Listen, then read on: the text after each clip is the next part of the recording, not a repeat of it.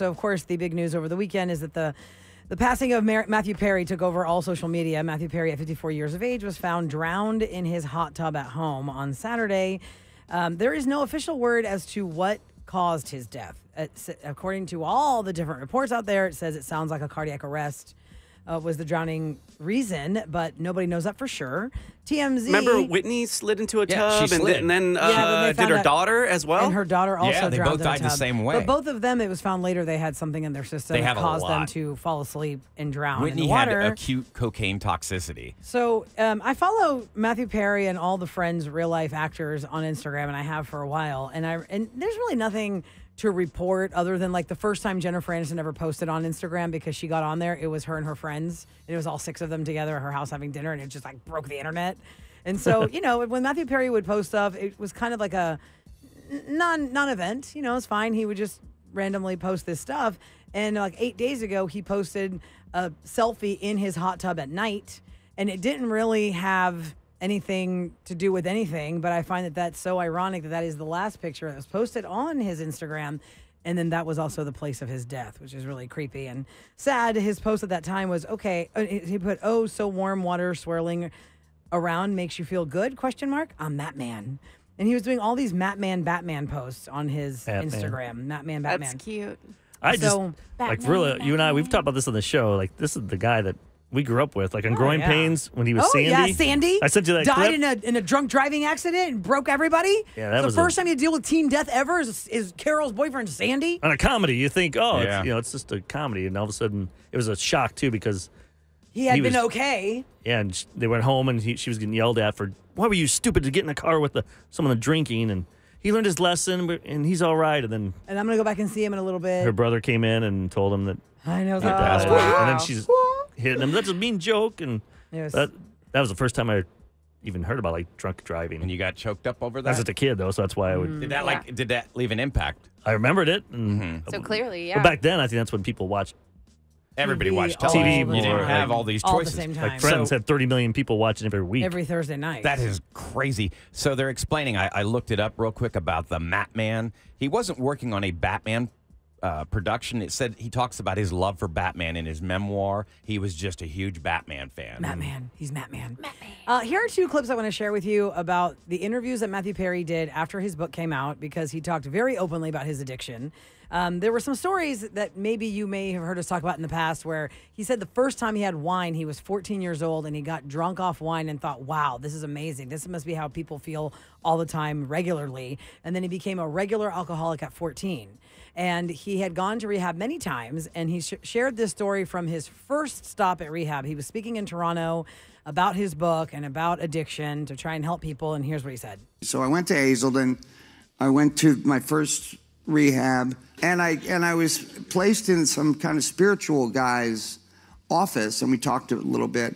And as we were done talking, he turned around. He turned me around and said, "Just remember, it's not your fault." And I went, "What?" And I said, "What do you mean it's not my fault? I'm the one who's doing it. What do you mean?" And he explained addiction and alcohol to me, and he saved my life. Because I then knew that it wasn't my fault, that I wasn't weaker. It wasn't my will that was screwed up. It was that I have this disease and I need to get help. And the thing that always makes me cry, and I hope I don't cry here, is that it's not fair. It's not fair that I had to go through this disease while the other 5 didn't. They got everything that I got. But I had to fight this thing, and still have to fight this thing. So just to end this on a good note, there are people that will help you and get their help. It doesn't go away. It never goes away. And that's from his talk in October after his book came out, Friends, Lovers, and the Big Terrible Thing. He did lots of interviews about that. And then in, I think it was October, he did a big interview with Diane Sawyer. We had talked about it at the time, but just to remind you, he is no stranger to going through rehab. He is no stranger to trying to get better. He is no stranger to putting himself out there that, yes, this is something that he did. he had the money to do it because he got paid so much, and he was able to get access to lots of drugs and alcohol. The fame, no one's going to say no to him. And he also had money to have access to lots of rehabs. Yeah. So here's part of that conversation with Diane Sawyer. You're sending postcards from hell to everyone out there who needs it. 6,000 AA meetings, therapy 30 years, 15 rehabs, maybe at least. You say, addiction, the big terrible thing, is far too powerful for anyone to defeat alone. But together, one day at a time, we can beat it down. Yeah, I believe that's true. Your disease is just outside, just doing one-arm push-ups, just waiting for you, waiting to get you alone. Because alone, you lose to the disease. And now I finally feel okay and feel like I've got some strength. What does it mean to feel okay? It means that I've developed some safety nets around this. I'm doing really well now. Yes. For some reason, it's obviously because I was on Friends, more people will listen to me.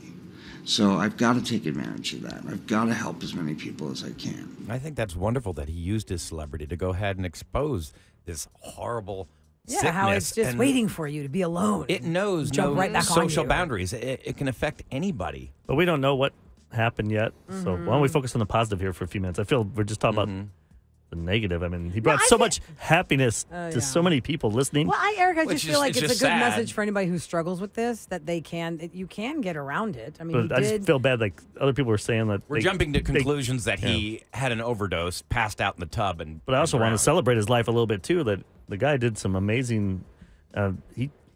His rhythm and comedy, what he did, no one else was doing that. Okay. I mean, I know Ryan used to make fun of Friends, but what he did was. Can I be wearing more clothes? It was pretty cool. A lot of people loved it. I loved it because it was a comedy, yet had drama. The episodes meant something. Oh my God, the excitement I would have when it was Thanksgiving time. Like, oh my God, the Friends Thanksgiving episode is coming. I can't wait to see what they're going to do. It was always so College good. dorms, remember, we'd all be together or watch it. It'd be like 30 of us watching this together. That's cool. Yeah, it's a good memory. Isn't it sad that era is over forever? There will never be that communal experience again where everybody's gathering together. Let me get with sports. Other than sports. Yeah. Other than sports. Oscars, I guess, if you're into Naked Attraction, we don't all get together and watch that? No. That's just Kev and I. No, that's just you guys. Love is Blind. I want to start watching that. That's what we were watching, Kev. I just showed up naked. Here's a little fun fact. Is that your outfit you wore for the party? This is awkward. Why are we naked? Okay, let me tell you a little fun fact. A trip down KRBE memory lane. For those that don't know, I was raised on television and I was raised on KRBE. And before I ever started working here, my sister won a contest on KRBE. And it was the season premiere of the second season of Friends. KRBE came to my mom's house with a 32-inch television, y'all. Damn. So big. Dang. It was a brand new Magnavox. Oh, snap, girl. And Robbins catered it. They brought food. And we won that morning. And they said, okay, we're going to come to your house tonight at 6 o'clock. Friends is at 7 or whatever time, 7:30. And, just get some friends. It's like for you and 20 friends. Oh, that's awesome. Dude, when they showed up, we are Greeks. There were like 60 people in my house. Shut up. And KRB was like, oh my God, where'd you find all these people? And we're like, oh, these are just our friends. They all live here. Yeah, but remember, I'm one of 5 kids, so all of us invited somebody. It was like this huge party at my house. Oh, that's cool. Was my wife there on that one? I know Maria was there, and I want to say Negi was there, or because we had this whole group we ran with, and this is before Eric knew of me, of course. But I have all this history with his wife because my sister is her BFF. Okay, so anyway, the Friends premiere happens, and we're all watching it live. And y'all, this is how old school this is. The 32-inch Magnavox TV that KRBE brought to my house was on top of the TV set furniture piece. Oh, yeah. Oh, my God. That's that's the TV we had. Mm-hmm. It looked like a piece of furniture. Yeah, on the floor. And then they put the TV on top of it, and we were watching there. And I have this great picture of everybody in our living room with the KRBE posters behind us, and they brought us Central Perk T-shirts. How cute. And it was so fun because it's the one where Jennifer Aniston's waiting for Ross at the airport. She meets Julie. And they played it last night. Yeah, they played it last night. The one where she meets Julie, and she wanted to tell Ross she loves him, but he comes off the plane with Julie. So then it's all awkward in the apartment because Julie's there, and everyone's like, "Ah, Julie." And she goes, "Isn't that just kicking the crotch to spit on your neck fantastic?" And it was just really fun. Anyway, so that's my little fun connection. I mean, Friends, I always loved Friends, but there are some like top moments of Chandler Bing's comedy timing, right? Of Matthew Perry's comedy timing. He usually had the one-liners. And I think the best episode was where they told him he can't make any jokes. Oh, yeah. It was the New Year's resolutions. And Ross was dating a girl with the last name Hornsblatt or Hornsnoffel. And he's like, he wants to make fun of her so bad. Exploding over how crazy her name sounds. Anyway, it's just fun times. And I'm sure you can probably find some comfort in watching what made him And you can the watch most it all famous. day because it's on... It's on Netflix, isn't it? It's no, it's on Netflix. It left Netflix on It's on Max. But it's on 4 Max. different cable channels Yeah. in 6 and 8 hour blocks. Isn't that funny? It's I've never insane. watched it on Max. Yeah, I've never watched it on seen Max that either. show without commercials. Same. I will not watch. I've never I taken didn't the watch time it to on go. Netflix. It's on Netflix. I don't watch it on Max. Because if I go to only Max, watch it on really, I don't know where to repeats. go.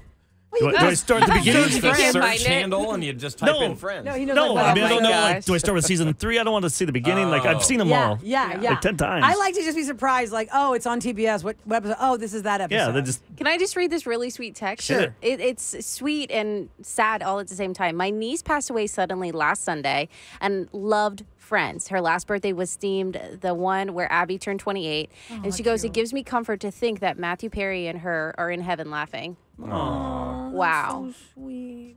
The one where Maggie I'm turned so sorry for 28. your That's the name loss. of every episode of Friends. The one, One. with, the one where. The Oh, one, is it? Yeah, that's every episode of cute. Friends is the Okay. one where they all turn 30. I may have to start watching Sad thing is I never figured that out until, like, today. I think 5 years after the show was over. Oh my gosh. Because I mean, back then, I didn't read a TV guide. I just guess turned it you're on. right. Oh, No, that's true. You didn't have don't an see info. the label. You didn't have Right, an no, info. TV Guide had that. But I didn't have TV guide. But I mean, on the guide on Comcast, if you hit guide, it would tell you which Nobody Friends looks episode. I at didn't that. have cable. Remember, Well, I was I an was- antenna boy. I was I grew up too out there with a geek. cow and one with all the my coat sheep Coat and hanger the on cow. top You of know? the television set. Yeah. The one with the chicken and the duck.